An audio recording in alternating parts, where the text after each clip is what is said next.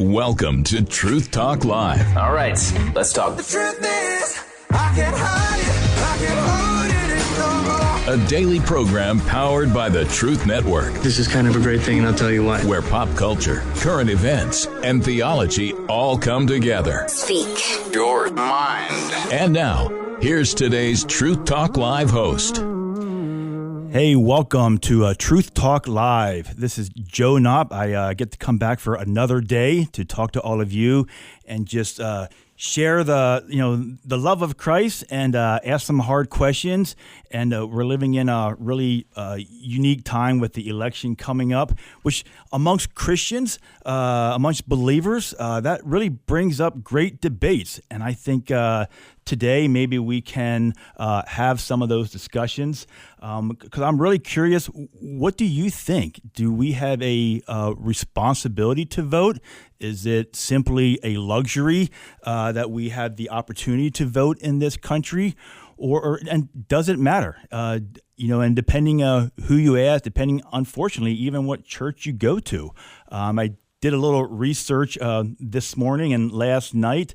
It sounds like in the U.S. there are over 200 denominations of churches that are registered in the U.S., which and then over I think it's like over 30,000 independent churches that are registered in our country, which is really fascinating because when you read the New Testament, and Stu is not here with me today, and he is a much greater scholar than I am on the Bible, but I don't recall reading in the New Testament anywhere where Christ had 200 different disciples go out and really have 200 different church styles, church beliefs that were sent out. I really believe God has given us one Bible, one book that he has inspired, and that he promises his word would not return void. So I find it very fascinating to look up these stats that we have over 200 denominations in our country.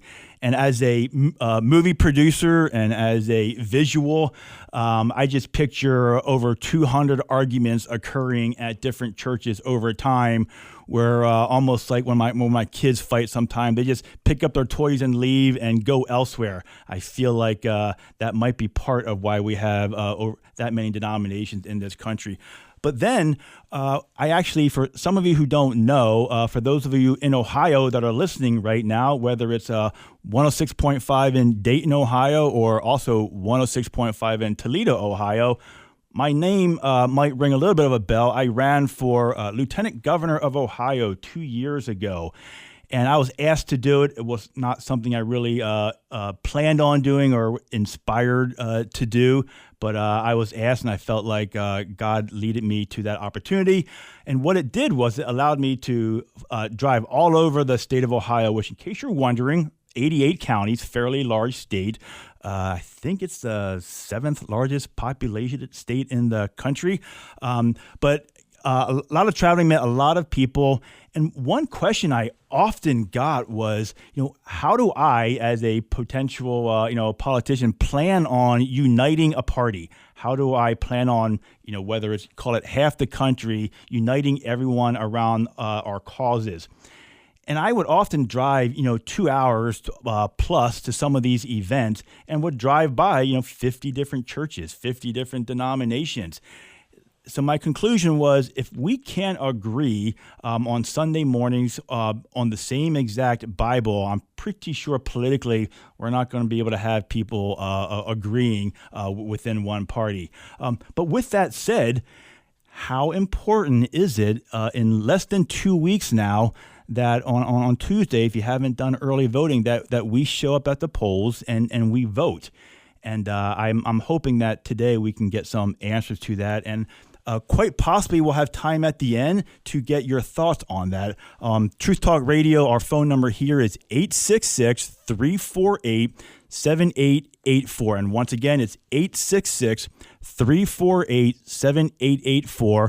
And I hope to be able to get to some of your calls by the end of the show, because I really think this is an important question. And I think we always hear over the past couple election cycles that this is the one. This is the most important one that our country has ever faced. But I have to believe, and when you read the Bible and the closer we get to the end, that these are really important times. And when you look at some of the key issues that we all see in all the commercials, when we talk about life, when we talk about borders, when we talk about safety, when we talk about economy, that means something to all of us. And I have to believe God has an opinion on all of those.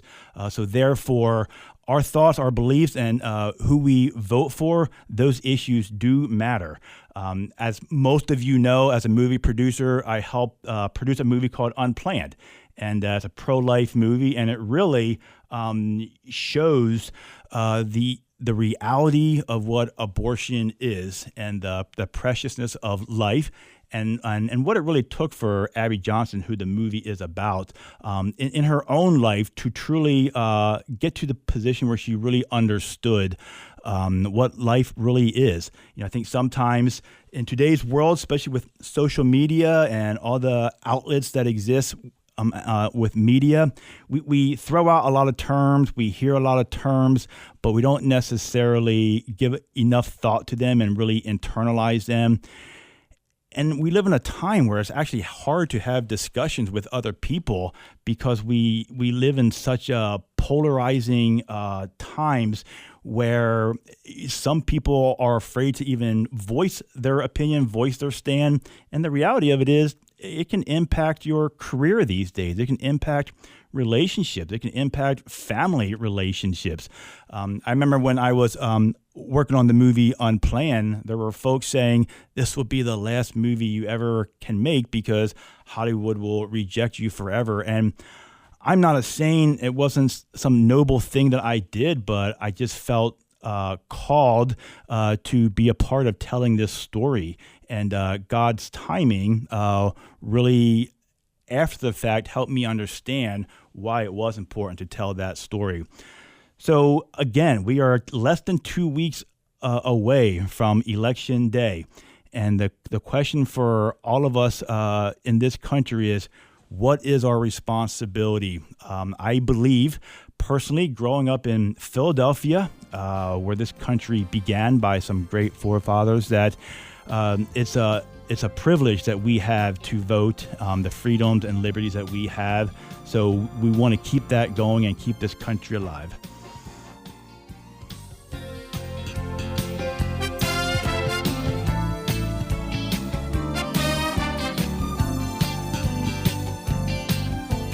Truth Talk Live.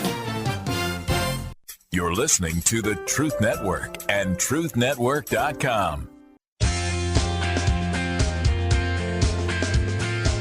Welcome back to Truth Talk Live with Joe Knopp. I am your host today. And now we get to speak to our special guest to the day. Her name is Laura Trump. If you have not listened to anything in the news or anything in the world over the past few years, she is the co-chair of the RNC, and she has been working on a campaign to help get her father-in-law elected back into office. And full disclosure, a dear friend of mine. So, Laura, are you there?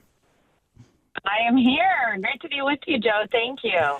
Great to be with you. And you would be laughing at me right now. I am my second day doing radio, all those typical studio knobs and stuff in front of me, but they only gave me one. It's the volume from my headset. They won't let me touch anything else.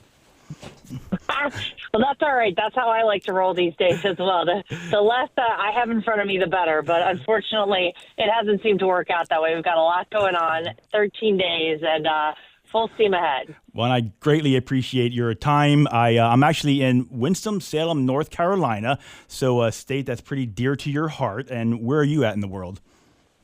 Yeah, well, today I am in Florida, and then from here, I think I'm in North Carolina. I'm in Georgia tomorrow, North Carolina Friday, Virginia Saturday, New York Sunday. We just keep going. Out west the beginning of next week. So today I get to be in Florida. That's awesome. Good with me. And you'll see Eric in a couple weeks, hopefully.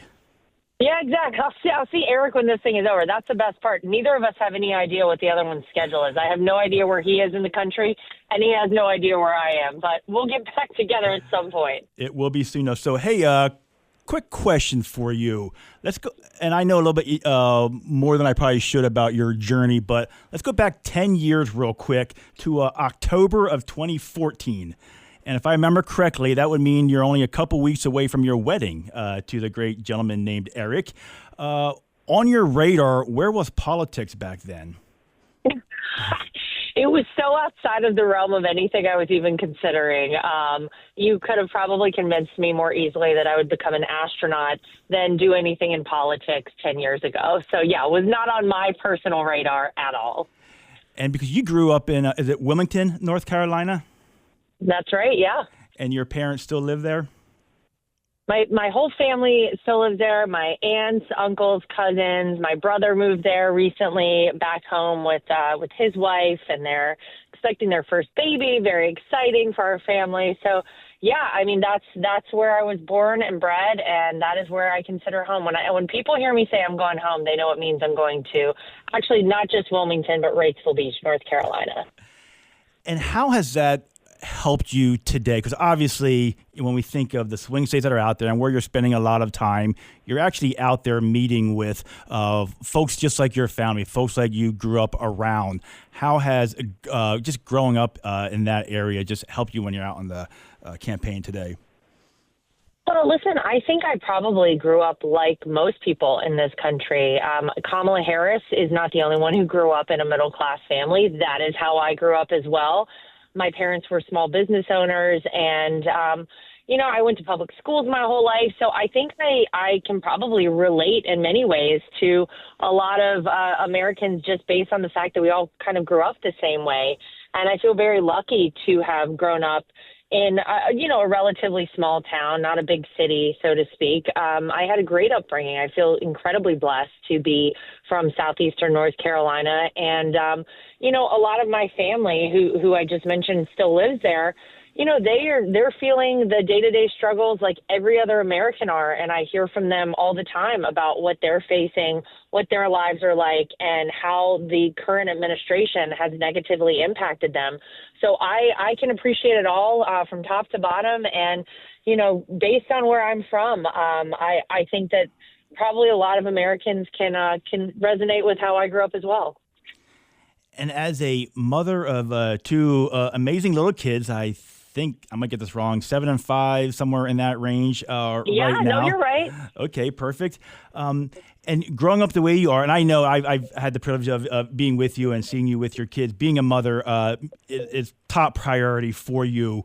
But when you're out on the trail and you speak to other mothers that are out there, what are the concerns that you hear that have been major issues over the past 4 years? Well, it's honestly why I'm out doing this, Joe. I was asked by my father-in-law to run for this position as co-chair of the RNC back in January. And initially I sort of was like, I don't know. I know what a heavy lift that's going to be. I know what an important election this is. And I know how much time it will mean that I have to spend away from my own kids. And nothing is more important to me. And there's no more important title than the title of mom. And it's the reason that I am doing this, though. It's because I want to make sure that this country is great, not just for us right now, but for my kids in the future and one day my grandkids and future generations of Americans. And I think that that's probably a lot of what most parents are feeling out there right now. You look around and it really does feel like we're on the precipice of something that could change the country forever in a very scary way to a lot of people. I mean, just the basics being met, putting food on the table, filling up your gas tank, paying your mortgage every month. These are things that people are really struggling with right now. You have credit card debt going up for so many Americans, and it's just unsustainable. And so people want their lives back. They want to be able to not just make ends meet, but to save a little bit of money, go on a family vacation. And all those things were happening for people when Donald Trump was in the White House. And it's why I'm working so hard out there every single day. I want this country back, just like I think so many parents do. And we want to keep America great for our children. They deserve to grow up in the same great country that we got to grow up in. And we are 13 days away from making that a reality. So another question regarding, this radio show is a national show and has a really strong evangelical audience. And, the stats, we always have to be careful with them. Somewhere between 20 and 40 million registered evangelicals choose to not vote. Why does that concern you? And is there something that we can do about that? Well, listen, I think of any election of our lifetime, this is one that you can't sit on the side for. And I just kind of went over, the basic nature of why we have to do it in terms of making sure everybody can afford their lives right now. But, whenever you hear the current Democrat candidate for president, when someone yells out in a crowd, Jesus is king, say you're at the wrong rally. You should be at the one down the street. That should concern a lot of people when there's so little respect for our greatest Middle Eastern ally, Israel, that this person can't even show up when the Prime Minister of Israel speaks to a joint session of Congress. That should concern everyone. When this person can't show up to the Al Smith dinner, the Catholic Charities dinner that has been a tradition for every presidential candidate, and instead sends a video, that should concern people. Donald Trump wants to protect religious liberty in this country. He has stood strong for it from the day he came down the escalator in Trump Tower and announced in 2015 he was running for president of the United States. He doesn't want to see Christians attacked and mocked in the way that I think so many of us feel like we truly are right now. He wants to see this war in the Middle East, and he was the president, after all, who finally moved the American embassy in Israel to Jerusalem, recognized the Golan Heights sovereignty by Israel, and made sure peace agreements, the Abraham Accords in the Middle East, instead of wars in the Middle East. And so I think if you're a person who not just loves this country, but loves the world, get out and vote. Thanks, Laura. If you have a few more minutes, I might have you come back on, but this is Truth Talk Live with Joe Knopp and Laura Trump. You're listening to the Truth Network and truthnetwork.com. Welcome back to Truth Talk Live. I am the guest host today, Joe Knopp. Our phone number here is 866-348-7884. And today we have the privilege of talking with Laura Trump, who I believe is still here with us. Laura, are you still with us? I am still with you. Awesome. So for a few more minutes, another question for you that I keep hearing at all these events that I go to, and you probably do also. It's this idea of policy versus personality, which for me, it's all of the policies are great, but I'm almost offended having to spend some time with your family, a little bit with your father-in-law, that personality is just disregarded. Because there's a lot of great stories out there about your father-in-law. So when you hear that, what comes to mind? Well, what's sad to me is that, if people got to know the Donald Trump that I do, I think they would love this man so much more than already he's got the adoration of so many people out there in this country. He's been so mischaracterized and so misrepresented. And he's one of the funniest people I've ever met. He's incredibly charming. And I think most people would actually, after having an interaction with Donald Trump, come away from that saying, man, what a great guy. But it's such a shame that we live in a time where the legacy media, the mainstream media, is so masterful in the way they seem to indoctrinate people that a lot of people have been led to believe the opposite about Donald Trump. He's a great human being. He's a great father, a great father-in-law, a great grandfather. And, no human being is perfect. He is doing this and out there literally putting his life on the line, Joe, because he loves this country. And you can look at his policies all day long and see why he was a great president, because his policies worked and the country felt a lot safer. We had a secure southern border, again, I'll go back to the peace agreements, the Abraham Accords in the Middle East instead of wars in the Middle East. He was the first president in 82 years not to have any new wars under his leadership. People had more money in their pocket. They could actually afford to go on a family vacation or have a little discretionary spending with Donald Trump in the White House. But I do wish that people got to see the side of him that I know, that, my kids and my husband obviously know, because it's a shame the way that he's really been he's been so mischaracterized and so misrepresented by the media. But according to the Breakfast Club, I won't go there. So when we were on, and full disclosure to everybody listening, I got to go on the bus tour 4 years ago with Laura. One of my favorite discussions was in the back of the bus, and you told some stories about, long before politics, your father-in-law, when it came to his companies and how he operated a business, he would actually go to the frontline employees to see how things were really going. And I really believe that translated into when he was president before. And we see that at the rallies, his ability just to connect with the everyday American. If you can maybe just share, what you saw back, even before politics and why he was so successful just building a company. Well, and it's a shame that you can't actually run the government like you run a business, because otherwise, Donald Trump wouldn't have completely been able to make everything great in this country. Of course, the federal government is a behemoth and a beast, which is why he wants to bring Elon Musk in to clean it up, trim the fat, and make sure it runs a lot more efficiently.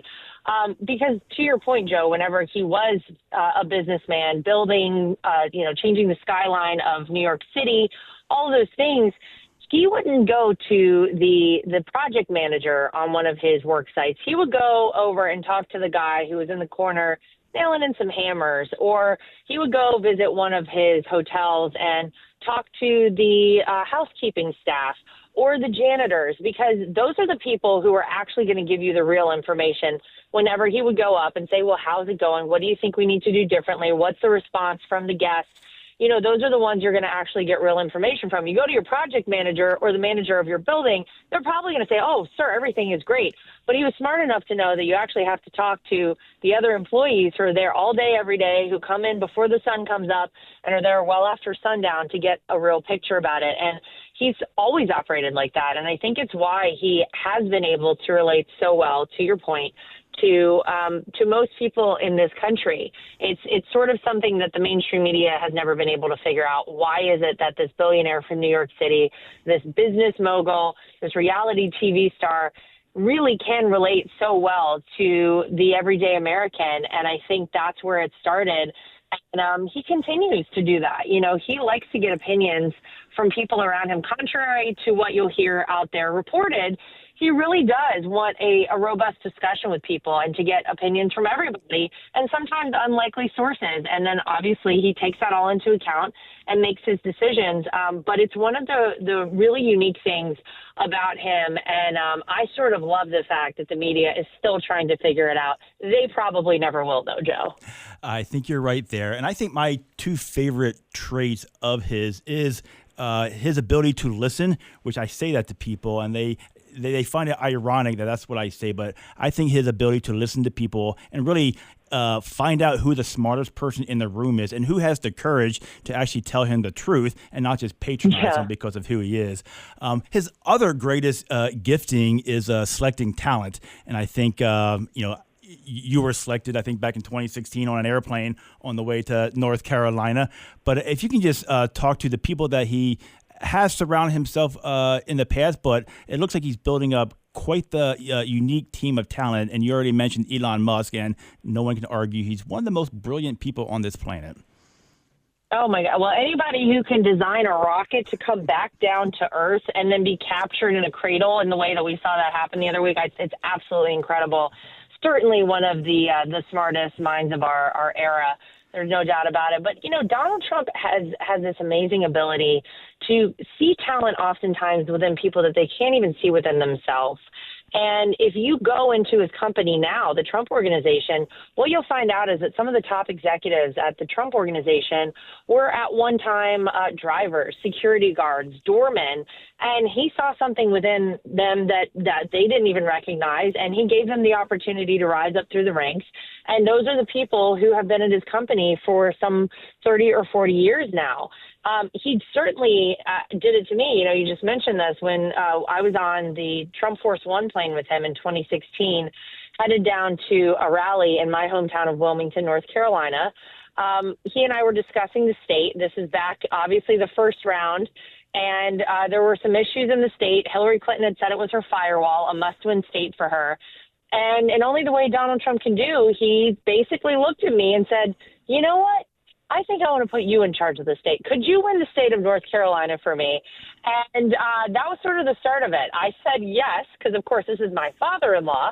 But I had no idea that I would have the ability to do that. We won the state of North Carolina in 2016, as I'm sure people are aware. We won it again in 2020. He tasked me with it in 2024, and then he upped the ante and made sure that as the co-chair of the RNC, I now have the responsibility of the entire thing on my shoulders as well.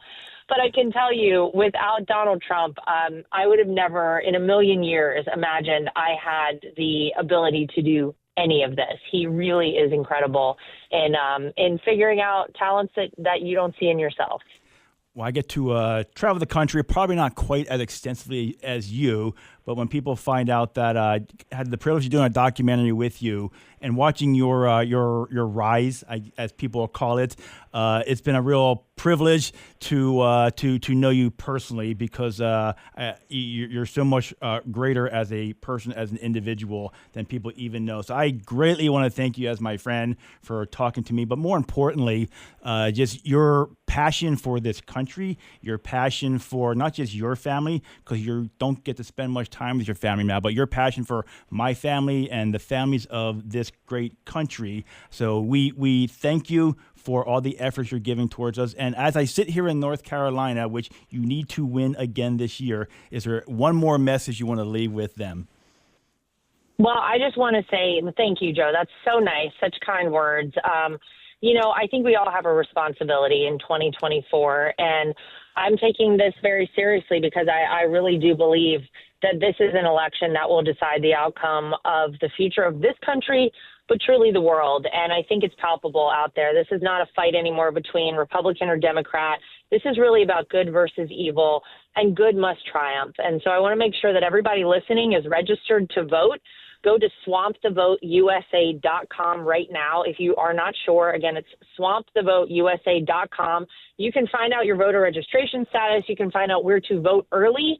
Please go vote early. That means I will stop texting you. I will stop emailing you from the RNC. We take you off our list, and then we can use our resources to get out those low propensity voters. And that is going to be the difference in this election. So vote early. Don't go vote alone. Take a friend with you. And then let's make sure we wrap this up and have a huge win early on election night for Donald Trump. So thank you so much, Joe. I really appreciate it. Well, thanks, Laura. And I'm excited to talk to you in less than 2 weeks on that Tuesday night, and congratulating you on your hard efforts paying off. So again, this is Truth Talk Live with Joe Knopp, and this is our great guest, Laura Trump, who joined us today. And we'll be right back. Our phone number here, 866-348-7884.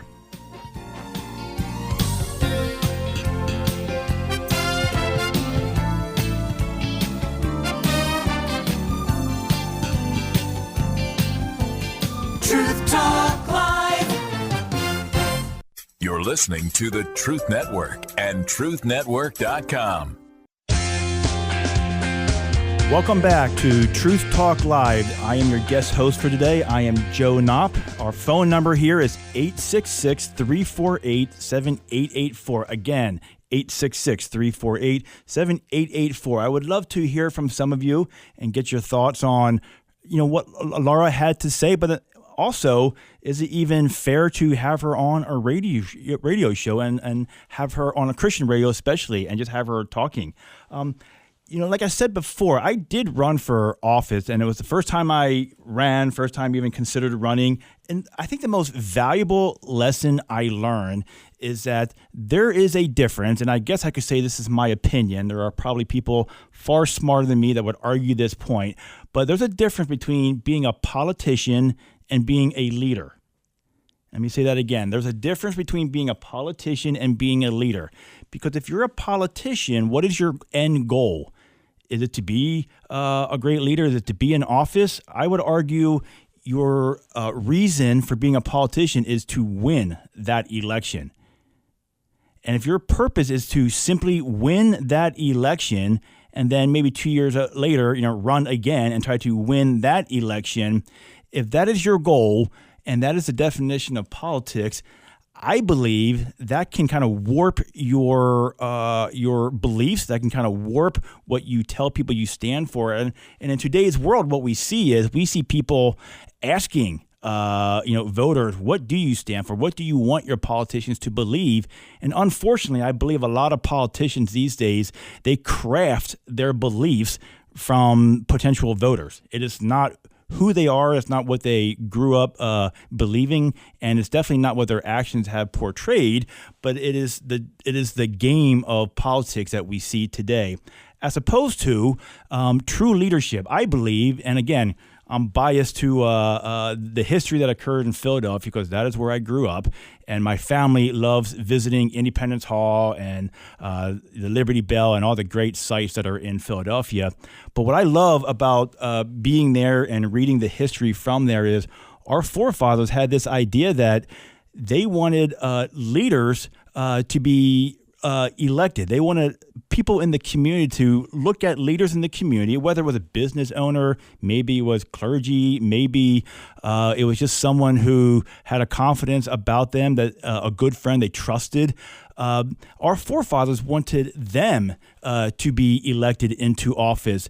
I don't think they had this vision for an 18-year-old to be going to college with the pure purpose of becoming a politician. I think it was actually the exact opposite. And I think we have to look at that when we're electing people and voting for people in office. Who are they? So when I hear people say, personality versus principles and what they policies and what they put in place in the past, I actually think personality is a factor, because when I think of personality, that encompasses their behaviors, what they have done in the past. Have they helped people? Is this the first time they're stepping out to say they're pro-life? Is this the first time that they are really serving their community? Because if it is, then I don't know if that qualifies them as a leader. I think that might put them more into the category of politics. And what does the Bible have to say about this? I would love to have a few callers chime in, if possible. Our number 866-348-7884, and love to get your thoughts and your opinions on what matters here.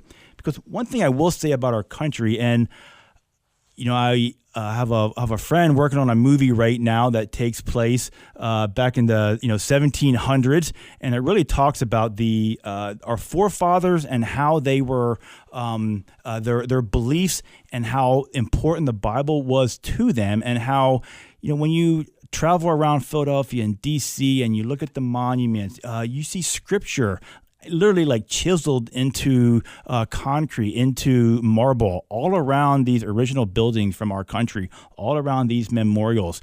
So our country was founded on biblical principles. Now, we could easily argue that it has fallen away from a lot of that, but we have got to get back to the origin of this country.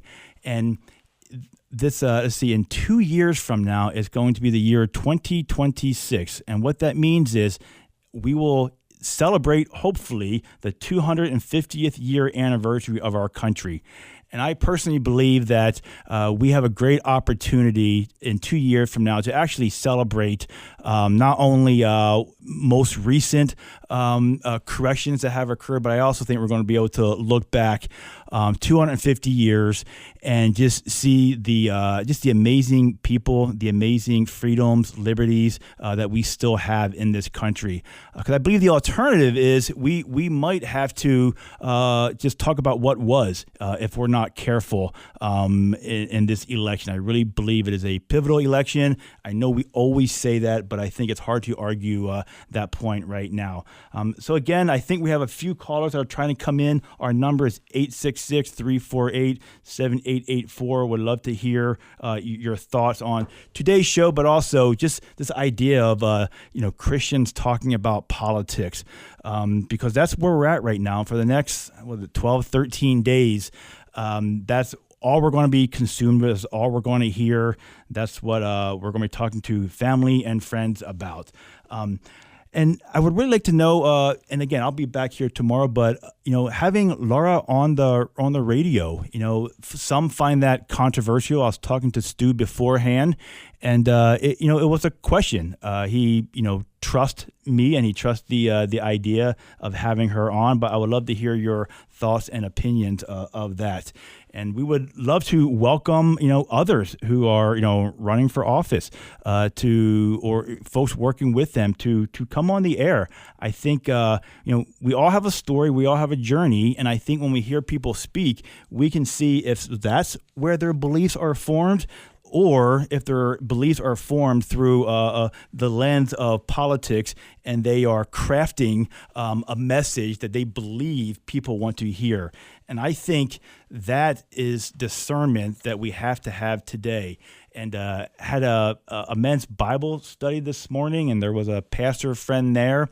And I asked him, what are your thoughts about speaking politics from the pulpit? And it's hard, right? Because at the end of the day, as believers and as the manual that God has given us called the Bible, it does tell us right and wrong. There are very few gray areas in the Bible, probably none. But again, Stu Eberson is more of a Bible scholar than I am, but I don't believe there's much gray area in the Bible.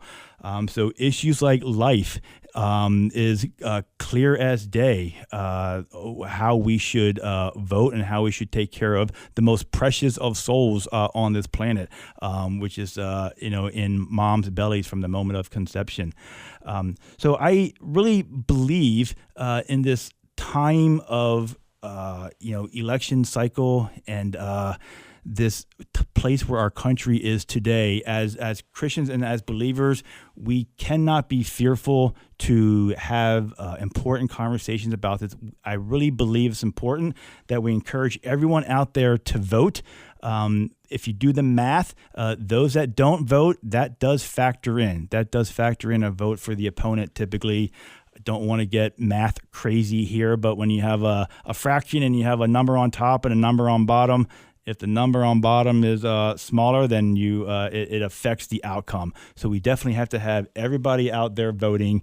That is our privilege, really, in this country that we have and that we want to maintain going forward. So I really appreciate you guys allowing me to have this conversation today. I think it's an important one.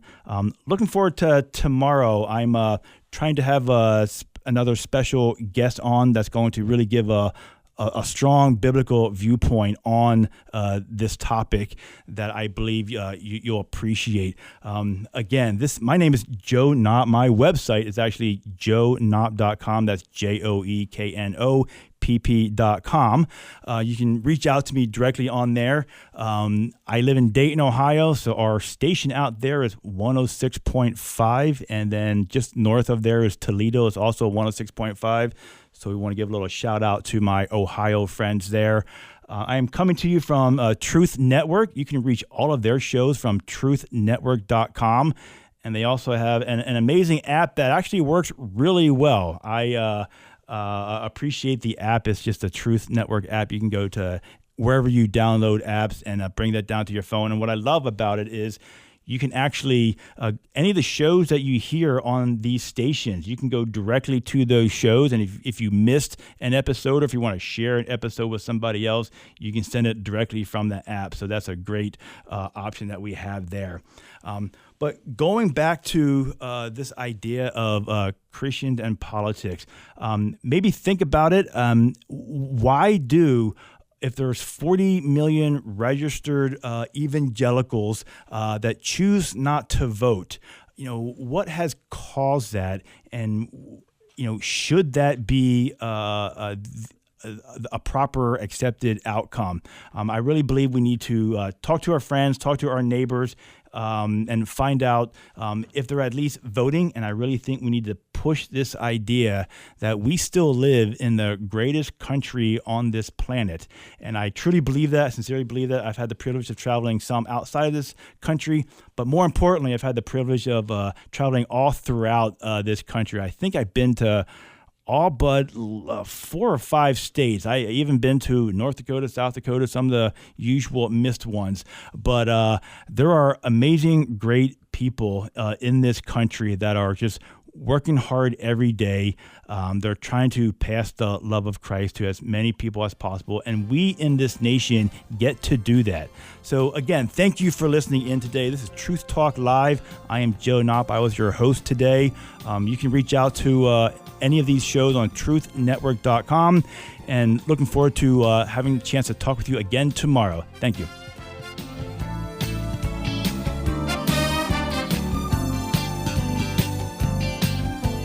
Truth Talk Live. Another program powered by the Truth Network.